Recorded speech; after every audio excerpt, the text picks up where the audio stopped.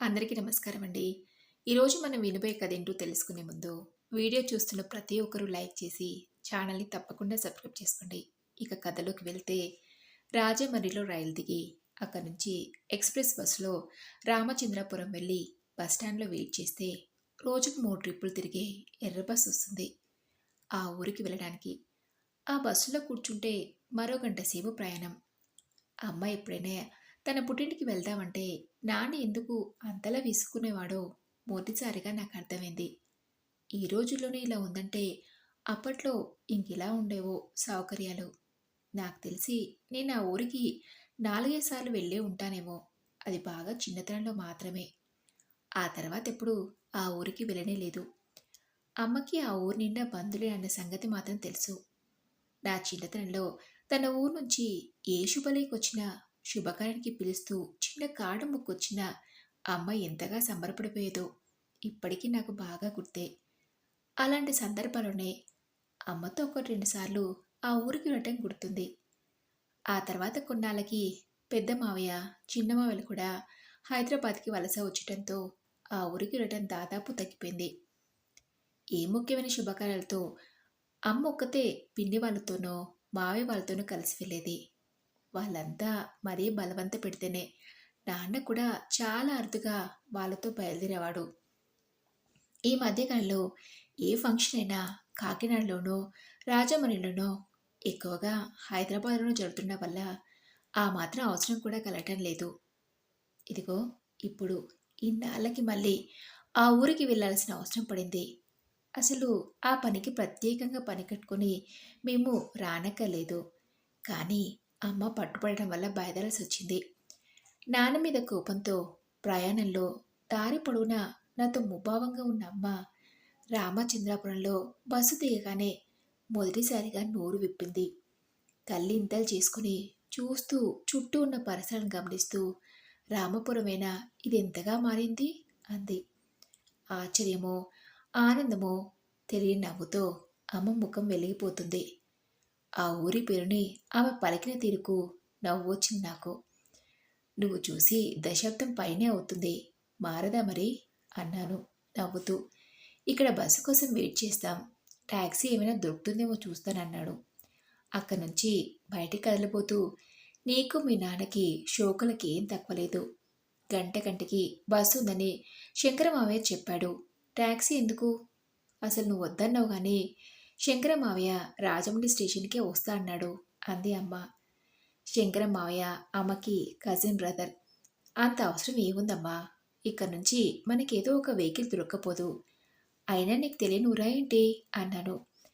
ఆఖరి మాటలు ఆమె మీద బాగా పనిచేశాయి. అవునవును అంది. ఇక్కడి నుంచి మా ఊరికి జట్కా బండ్లు వెళ్తాయి. బస్సు కోసం చూసే ఓపిక లేకపోతే దాంట్లో వెళ్ళిపోదాం. నేను మళ్ళీ నవ్వాను. ఆలోగా ఒకరిద్దరు ఆటో డ్రైవర్లు వాళ్ళ దగ్గరికొచ్చి ఏ ఊరు వెళ్ళాలండి అని అడిగారు. నేను ఆటో మాట్లాడుతుంటే ఆశ్చర్యంగా చూసిందమ్మా. లగేజ్ ఆటోలో ఉంచాం. ఇప్పుడు ఇక్కడికి కూడా ఆటోలు వచ్చేసాయారా? మీ చిన్నతనంలో బస్సులు, జట్కాలు తప్ప మరేమీ ఉండేవి కాదు. మనం వస్తున్నామంటే మీ తాతయ్య రామచంద్రాపురానికి బండి పంపేవారు. ఆటో నుంచి బయట పరిసరాన్ని పరిగించి చూస్తూ అంది అమ్మ. ఆ రోజులను గుర్తు తెచ్చుకుంటూ. ఆ బండిలో వెళ్ళాలంటే మీ నాన్నగారు విసుక్కునేవారు. కానీ పిల్లలు మీరంతా బాగా సంబరపడేవారు. ఆ ఎడ్ల బండి ప్రయాణాలే నాకు గుర్తున్నాయి. ఆటో మెయిన్ రోడ్ వదిలి సెంటర్ దగ్గర మలుపు తిరిగి పక్కనున్న వేరే దారిలోకి వచ్చింది. సెంటర్ దగ్గర పుస్తకాలు పట్టుకుని నిలిచిన కొంతమంది కాలేజీ పిల్లలు బస్సు కోసం కాబోలు ఎదురు చూస్తున్నారు. పచ్చగా మెరుస్తున్న పంట పొలాల మధ్య గీత గీసినట్టున్న సన్నని తాడు రోడ్డు మీద ఆటో నెమ్మదిగా సాగిపోతుంది. అస్తమిస్తున్న సూర్యుడు ఆకాశంలో ఎర్రటి బంతిలా ఉన్నాడు. అప్పుడప్పుడే పసుపు రంగులోకి మారుతున్న పచ్చని వరి పొలాల మీద సింధూరం రంగు సూర్యకాంతి పడుతూ ఇంతగా పరావర్తన చెందుతుంది. అలాంటి దృశ్యాన్ని కంప్యూటర్ స్క్రీన్ సేవల మీదే తప్ప వాస్తవంగా ఎప్పుడూ చూడ నేను కళ్ళప్పగించి చూస్తున్నాను. పొలాల మీద నుంచి వచ్చే గాలి చల్లగా ఉంది. దారి పొడవునా ఏవో చిన్న చిన్న ఊర్లు వస్తూనే ఉన్నాయి. ప్రతి ఊరిని పేరు పేరున చెప్తూ ఆ ఊర్లో తనకు తెలిసిన వాళ్ళు ఎవరెవరు ఉన్నారో చెప్తుందమ్మ. ఆట నుంచి దాదాపు ముఖం బయటపెట్టి ఆనందంగా ఆ ఊళ్ళని చూస్తూ ఆశ్చర్యపోతూ తనకు గుర్తున్న ఆనాటి ఆనవాళ్ళను వెతుక్కుంటూ వాటిని గుర్తుపట్టి అదిగో కోమటి చెరువు, అదిగో శివాలయం అంటూ మళ్ళీ ఆశ్చర్యపోతూ కనీసం నేను వింటున్నానో లేదో కూడా గమనించకుండా జ్ఞాపకాల పుటల్ని తడుముకుంటున్నట్టు మాట్లాడుతున్నామని చూస్తే నాకు ఆశ్చర్యం అనిపించింది. ఎక్కడ ఆకుండా రావటం వల్ల 40 నిమిషాల్లోనే ఆ ఊరికి చేరుకోగలిగాం. అప్పుడే వచ్చేసామంట ఆశ్చర్యపోయిందమ్మా. ఊరిని దూరం నుంచి చూస్తూనే ఊరి మొదట్లో కాలుగట్టున్న విష్ణు ఆలయం దగ్గర ఆటో ఆపించుకుని మండపం మీదకెక్కి మూసి ఉన్న గర్భగుడి తలుపుల ముందు నిలబడి నమస్కరించింది. తిరిగి వస్తుంటే కాలువ నుంచి నీళ్లు తీసుకుని వెళ్తున్న ఒకరిద్దరు అమ్మలక్కలు అమ్మను గుర్తుపట్టి పలకరించారు. జానకమ్మవి కదూ అంటూ అమ్మ కూడా ఎవరిని గుర్తుపట్టి ఎంత మారిపోయారంటూ ఆశ్చర్యపోయి పలకరించింది. 10 నిమిషాల తర్వాత శంకరం ఇంట్లో దిగుతున్నాను. సాయంత్రం ఒకసారి రండి అంటూ చెప్పి ఆటో ఎక్కి కూర్చుంది. అమ్మ మళ్ళీ ముభావంగా అయిపోయింది. ఇన్నాళ్ళకి మన ఊరు గుర్తొచ్చొచ్చావా అమ్మని అడుగుతున్నారు వాళ్ళు. ఇక ముందు ఏమాత్రం కూడా గుర్తు రాకూడదనే మా ఆయన ఎన్నేళ్ళు తీసుకున్నారమ్మా అని చెప్తే వాళ్ళు ఏమనుకుంటారు? నేను చెప్పకపోయినా రేపు పొద్దున ఈ విషయం అందరికీ తెలుస్తుంది. నలుగురు నా గురించి ఏమనుకుంటారు? మీ నాన్నగారికి ఆ మాత్రం ఆలోచన కూడా లేదు అంది కాసేపటికి. అతనికి వినిపించకుండా జాగ్రత్త పడుతూ నెమ్మదిగా అన్నదే కానీ ఆ కంటలోని తీవ్రతని నేను గుర్తించలేకపోలేదు. నాకు తెలిసి అమ్మ నాన్నని ఏ విషయంలోనూ ఇంతలో వ్యతిరేకించలేదు. ఏమనుకుంటారో? అయినా మా నిర్ణయాల్లో ఎవరో తెలియని వాళ్ళ జోక్యం ఏంటి? నువ్వు అనవసరంగా ఫీల్ అవుతున్నావు కానీ మనం ఈరోజు చేస్తున్న పని మీ అన్నయ్యలు 20 ఏళ్ల క్రితమే చేశారు. అప్పుడు వీళ్ళంతా ఏమనుకున్నారు? ఏమన్నారు? అన్న నాన్న మాటలు గుర్తుకొచ్చాయి. అవే మాటల్ని అమ్మకి అర్థమయ్యేలా చెప్పి చాలా సులువుగా అమ్మను ఒప్పించగలను కానీ ఆ క్షణంలో అమ్మ ముఖం చూస్తే నాకు అలా మాట్లాడబుద్ధి కాలేదు. ఊరి మొదట్లో రావి చెట్టు కిందున్న పెద్ద సిమెంట్ దిమ్మ మీద కూర్చున్న వాళ్ళు, దారి వెంట నడుస్తున్న వాళ్ళు పనులు మాటలు ఆపేసి మరీ ఊర్లోకి వస్తున్న మా ఆటోని ఒకసారి పరికించి చూస్తున్నారు. అమ్మ ఆటో డ్రైవర్కి దారి చూపిస్తూ డైరెక్షన్స్ ఇస్తుంది. ఆటో శంకరమ్మావ ఇంటి ముందు ఆగింది. మావయ్య కుటుంబం మొత్తం బయటకు వచ్చేశారు. ఆటో ఆగిన శబ్దానికి ఒకళ్ళు మా చేతిలో లగేజ్ అందుకున్నారు. మరొకరు మా ప్రమేయం లేకుండానే ఆటో తిరిగి డబ్బులిచ్చి తాగడానికి మంచినీళ్ళిచ్చి పంపారు. రండి రండి, ప్రయాణం బాగా జరిగిందా? బస్సులో టైంకి దొరికాయా? వీడు చాలా మారిపోయాడు. ఇంత ఉండేటప్పుడు చూశాం, అంతలో ఎంత ఎదిగిపోయాడంటూ కలకల పలకరింపులు. ఎన్నో సంవత్సరాల తర్వాత వచ్చిన అమ్మ ఎంతో అలవాటున్నదల్లా వసారాకి ఎడం పక్కకి వెళ్ళి అక్కడ మందార చెట్టు పక్కన గుళ్ళో ఉన్న నీటితో కాళ్ళు చేతులు కడుక్కొని అందరినీ పలకరిస్తూ వాళ్ళతో పాటు లోపలికి వెళ్ళింది. రంగన్న, అబ్బాయి గారికి కాలు కడుక్కొని నీళ్ళేరా అన్నాడు శంకరమావయ్య నిలబడి నన్ను చూస్తూ. గోళంలో చల్లటి నీటిని అల్యూమినియం డొక్కుతో అందించి నేను షూ విప్పి కాళ్ళు కడుక్కుంటుంటే రాముల వారి పాదాలకేసి చూస్తున్నట్టు నా కాళ్ళని చూస్తూ తువ్వాలు అందిస్తూ అన్నాడు రంగన్న. మిమ్మల్ని చిన్నప్పుడంతా ఈ చేతితోనే ఎత్తుకుని ఆడించేవారమండి. ఎన్నాళ్ళకొచ్చారు మళ్ళీ మా ఊరికి? ఇప్పుడు మిమ్మల్ని చూస్తుంటే అచ్చం మా పెద్ద కన్నం గారిలా అనిపిస్తున్నారంటూ కళ్ళెత్తుకున్నాడు. పెద్ద కన్నం గారంటే మా తాతగారని, అమ్మ వాళ్ళ నాన్నని నాకు అర్థమైంది. నేను తువ్వాలందుకుంటూ నవ్వాను. తలుపు చాటు నుంచి శంకర మావయ్య పిల్లలు నన్నే చూస్తున్నారు. నేను అటు చూసేసరికి పారిపోయారు. నేను మావయ్య వెంట లోపలికి నడిచాను. అమ్మ అప్పటికే అందరితో కబులలో పడింది. ఇల్లు పేడంతా కలిగి తిరుగుతూ తన చిన్నాటి ముచ్చట్ని ఎవరవేసుకుంటుంది. అత్తని మావయ్యని ఎవరెవరిని పెళ్ళితో చెప్తూ కుశలం అడుగుతుంది. మా మేనల్లు అచ్చు సినిమా హీరోలో ఉన్నాడు అంది. మా పిల్లడి కనుక పెద్దాలే ఉంటే మేము అసలు వదిలేవాళ్ళం కాదంటూ హాస్యలాడారు అత్తయ్య.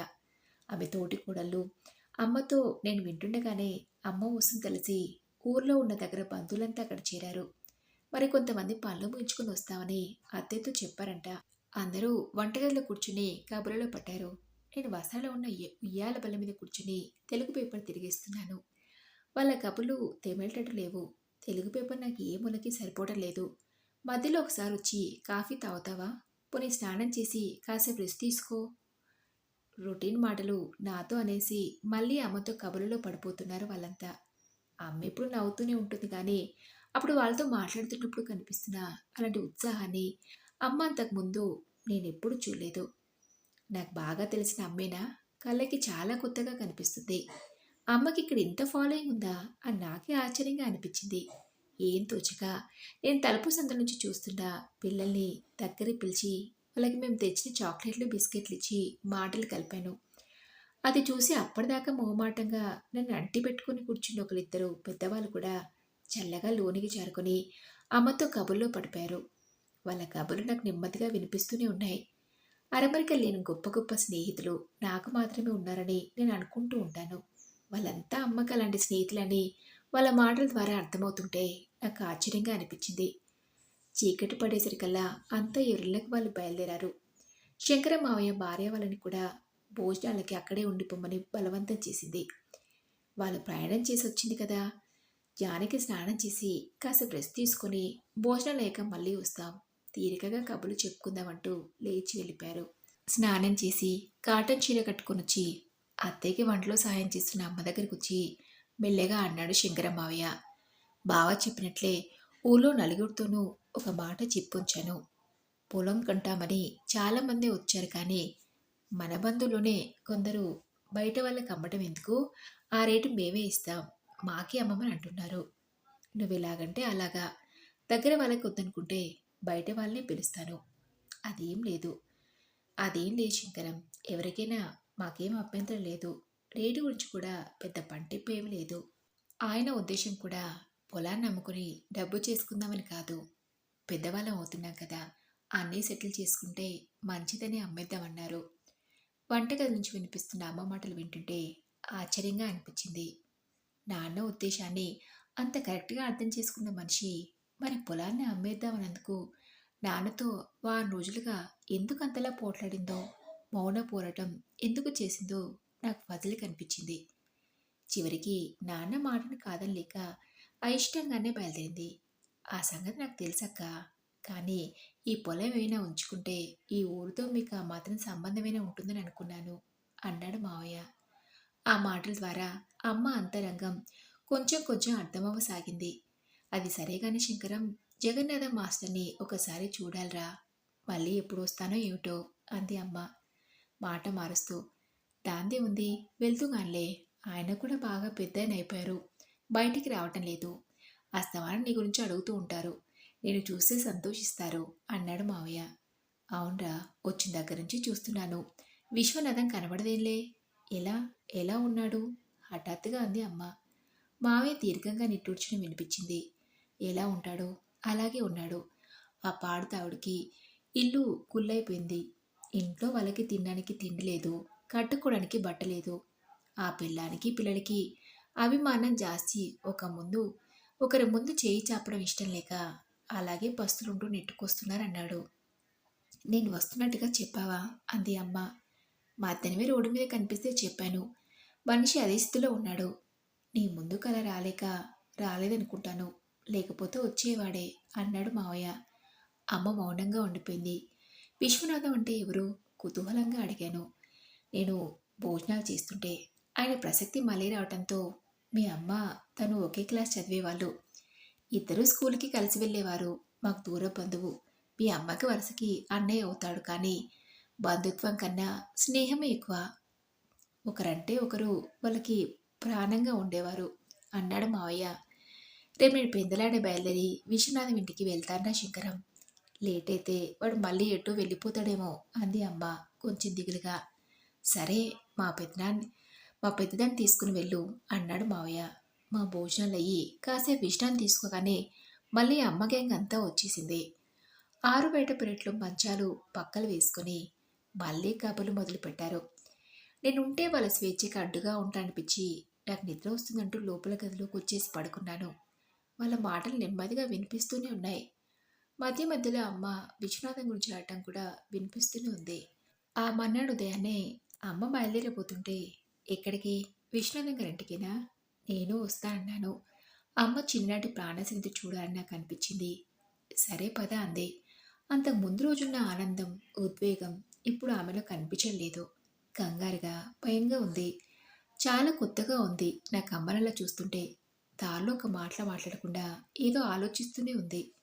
అమ్మ పాతకాలనాటి పెంకుటిల్లది, పైన చాలా మటుకు పెంకులు ఊడిపోయి ఆ కాళ్ళలోంచి ఊలుతూ లోపలికి పడింది. గోడల్ని బాగా మాసిపోయి పెచ్చులు ఊడిపోయి లోపల ఎర్రమట్టి కనిపిస్తుంది. మమ్మల్ని చూసి ఆ ఇంట్లోని వాళ్ళు సంతోషించ కన్నా ఎక్కువ కంగారు పడినట్టుగా కనిపించారు. వాళ్ళ లేమిని మేమెక్కడ గుర్తించి బాధపడుతున్న కంగారు గుమ్మంలోనే మాకెదురొచ్చాడు విశ్వనాథ మావయ్య. తలారా స్నానం చేసి నీటి విభూతి రేఖలతో కనిపించాడు. అమ్మ చూసి కంగుతున్నట్టుగా అయి సర్దుకొని నవ్వాడు. శంకరం చెప్పాడు, నువ్వు వస్తున్నావని.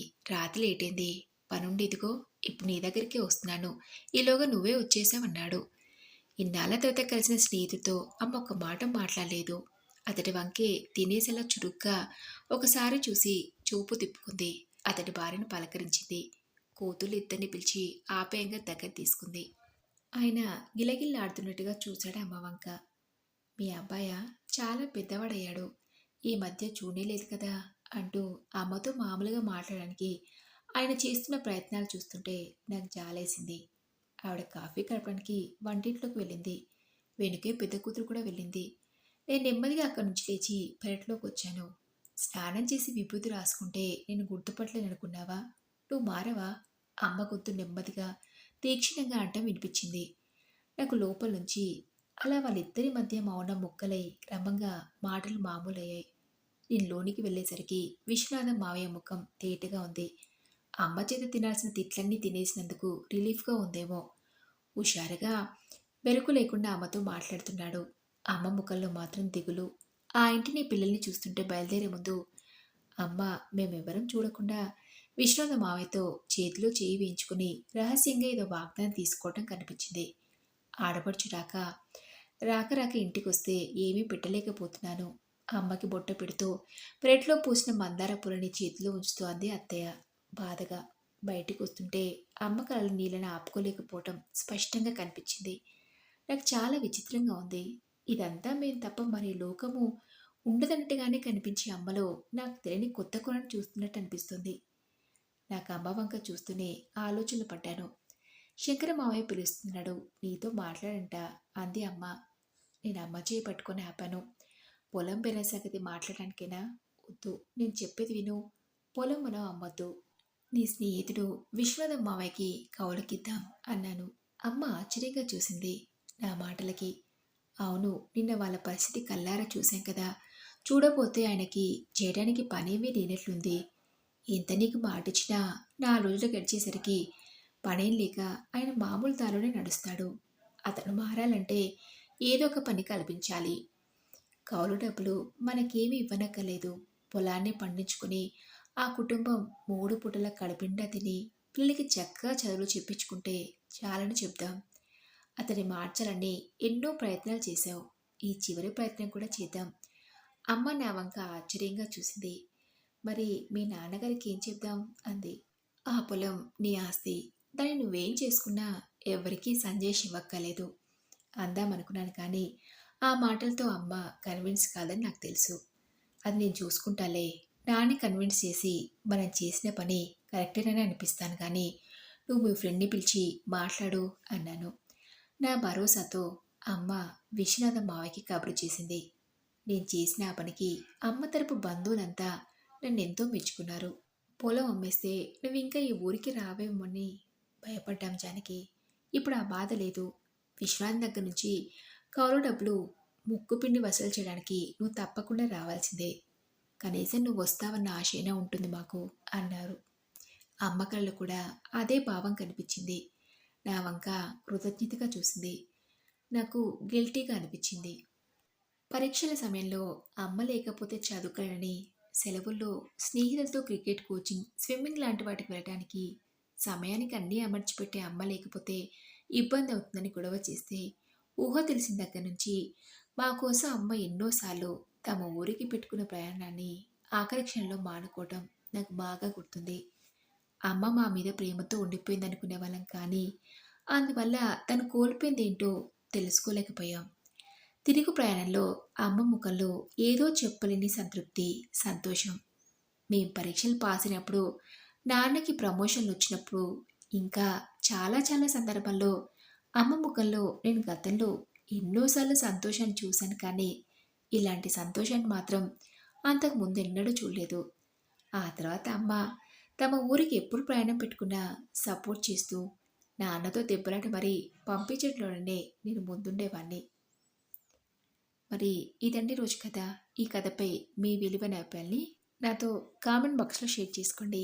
అలాగే ఈ కథ మీకు నచ్చితే తప్పకుండా ఒక లైక్ చేసి మీ ఫ్రెండ్స్‌కి, ఫ్యామిలీ మెంబర్స్‌కి షేర్ చేయండి. మరొక మంచి కథతో మళ్ళీ మీ ముందుంటాను.